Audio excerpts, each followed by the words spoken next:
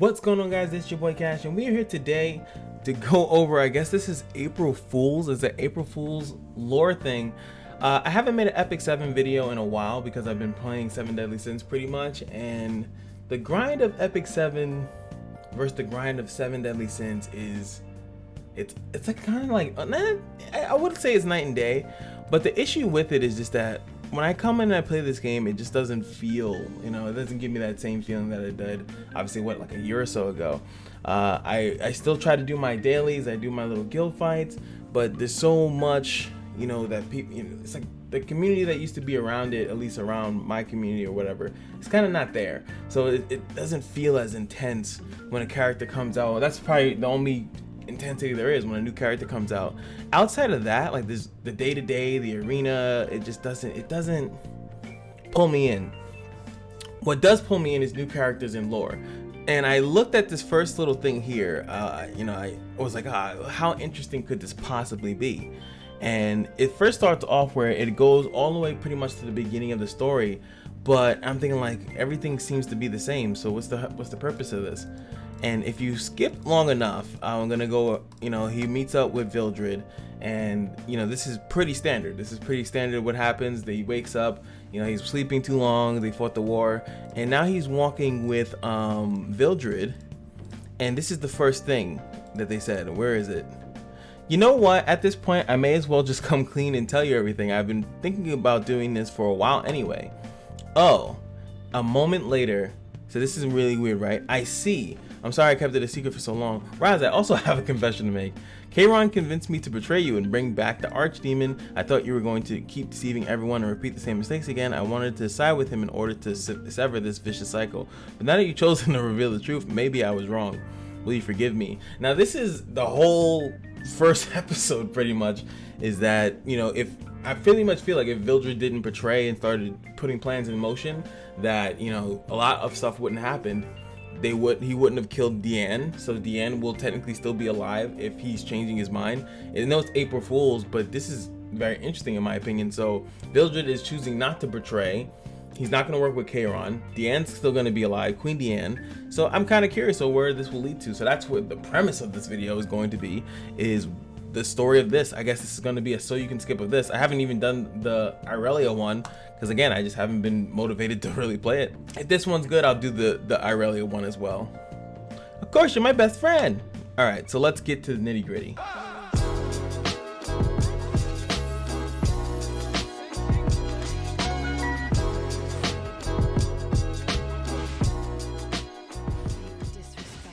All right, here we go. Roz meeting Queen Deanne. Princess Tenebria? What the hell? Wow, he's so cool, right? I wish he could take us. Wait, so Tenebria is working with the queen now? What the hell?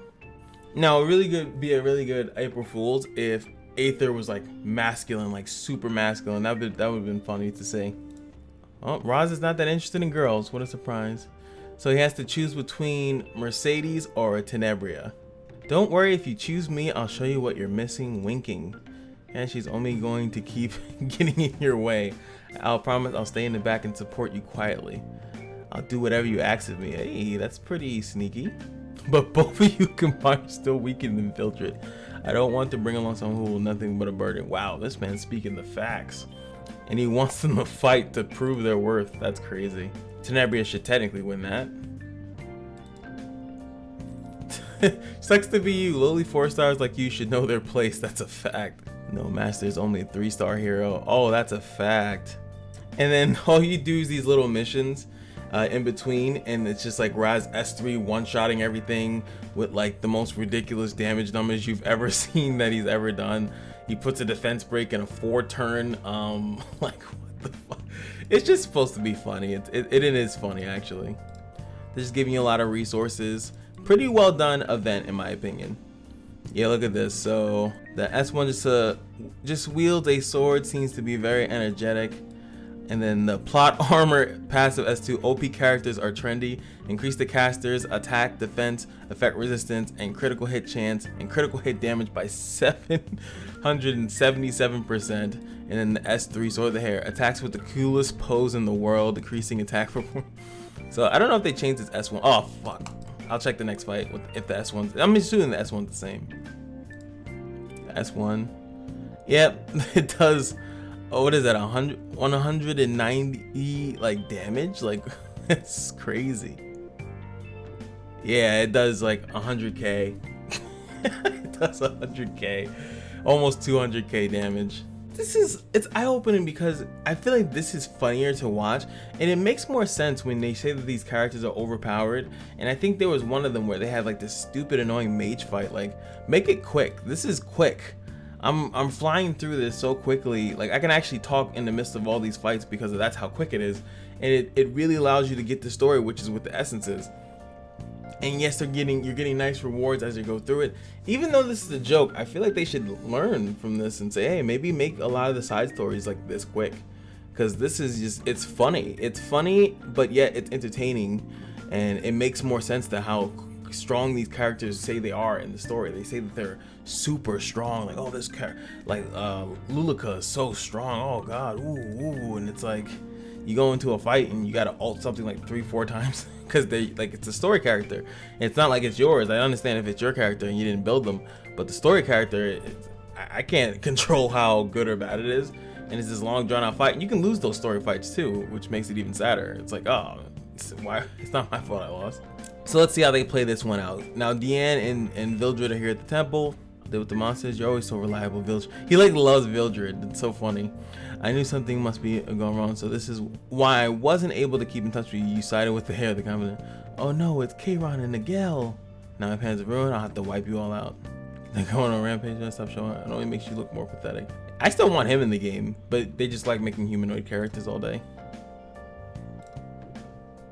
I'll get rid of you. I'll get rid of you both in once. You technically what? 1, 2, 3, 4 damage.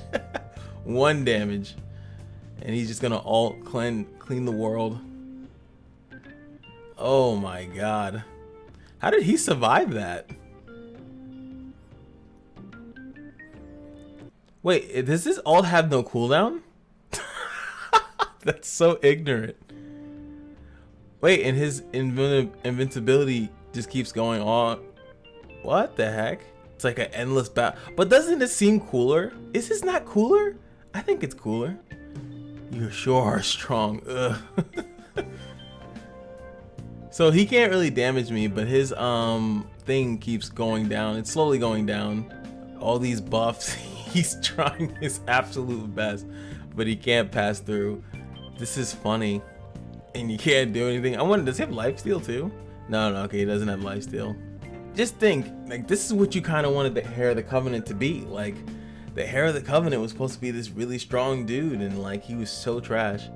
That was a piece of cake. Defeated them all, how cool, very impressive.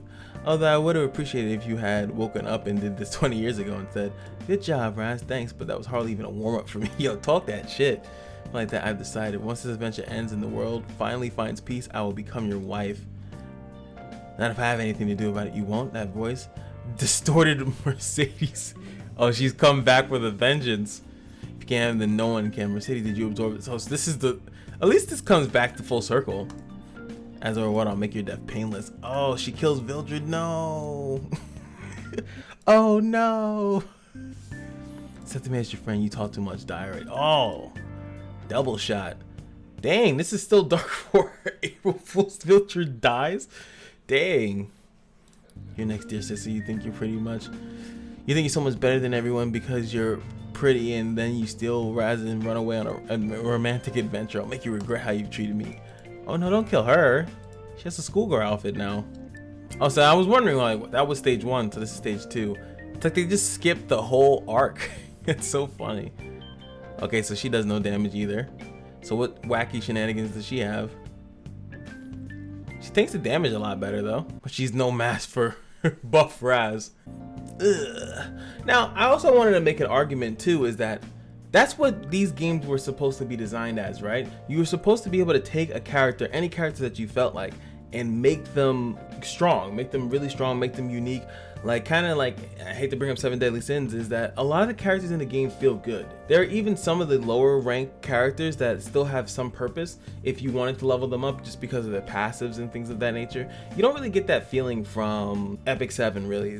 Like right now when I watch RTA videos, it's like first pick, or you know, don't first pick Seaside Bologna, and you see so many of the same characters on defense. Granted, in Seven Deadly Sins they do have that too. There's a meta. There's always a meta. Meta ruins games. But at least I can still comfortably bring some random stuff in Seven Deadly Sins. You can't really do that in this game. But this is, you know, I would like that. If I really liked Raz, that was my favorite character, I enjoyed him in the story, that I can make him somewhat strong. And that's my point. What I'm trying to say is like the runes that you, or the gear that you'd have to get to be able to comfortably put Raz in a high-end situation is too much. It's easier to do it in Seven Deadly Sins. That's my point. Or she just reverts back. Okay. So painful that for leave me to rot in a dungeon. No, I will forgive you. What you wanted was not revenge or to rule the world or anything like that. It was attention. Am I wrong? It's like you can read my mind. I had no choice. This was the only way you get, you don't see. You were a fool blinded by love, and I'm a villain who forced you to have blood on your hands. Whereas too many people in the world needed me. Sorry I don't have the freedom to settle down and start a family, but I will remember you both and your love for me. He's gone. It's been so long since I've desired somebody so intensely.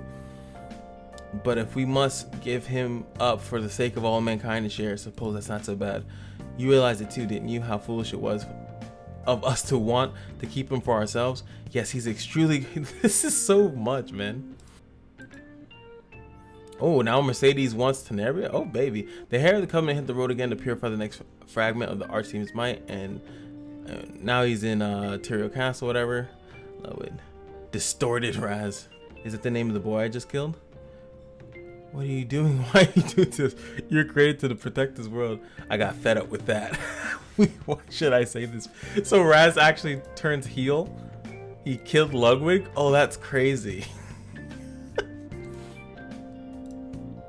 Will always be able to stop Raz and regain peace. This is a better storyline than most. Raz turns evil, and now they have to stop him. That would be hot, dude. That'd be so cool. Now they're in a lesbian relationship. Why not? Just so you don't ever dare run from me again. Where will the distorted fate lead them next? To be continued in all better left unrecorded. All better left unrecorded. So that was the general storyline outline I was thinking of. And Roz, so it's Yuna writing a book, and Roz is like, "Oh God, Mercedes is lesbian." I just only fictional, but have you even thought about characterization? It's a mess. I don't speak like that. Neither do any of the others.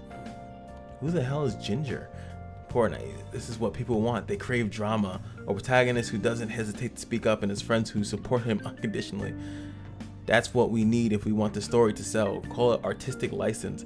I don't think it's a good idea to publish stories like that. It's almost disrespectful to no! Raz, shut the fuck up. Out of here. How did I end up in such a weird relationship with Tenebria? Well, a lot of students in Rengar think Tenebria is really pretty. And the obsessive younger sister trope is a hot seller these days, so I thought it would be good too. I don't like it. Well, Artley only has 6 lines. That's fine. You're very annoying. I do have another story idea. Hear me out. So Raz is the 3rd oldest prince in this kingdom, and his older brother kills his dad to take the throne from his. Is that the Lion King?